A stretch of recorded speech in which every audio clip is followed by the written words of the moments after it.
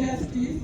protocol went to observe Pichawa, and in Kimani Akelo Monica Utila, a district councillor Ma Beach, Yamoro district.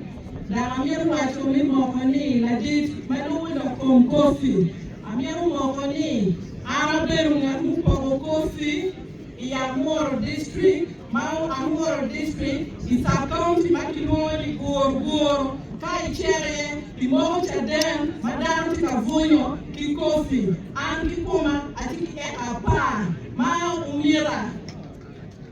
Mira, Wakiru Jimube, practically, Kawa Logo, Wamio, Niamchawatia Serena, Kilogo Kofi, Koro Tuadida, Kanu Kibo, Kijo, Choli Kofi, Ube Chawa Nikondo, Dog, Yen Kofi, Jamie Muade, Kikan, no Itikavoya, Kichene. Pegalo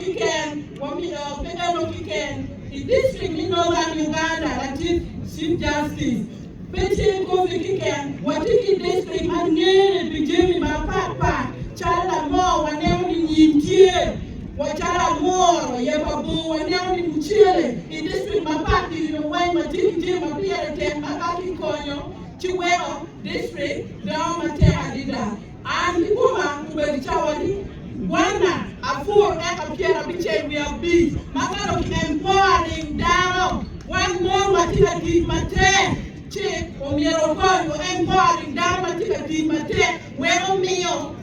kero kicho mukene be wekuti mate. Then last omira inter-district exchange visit obedie ki adi district kanu kikumbini guru ikikwani wachiru muno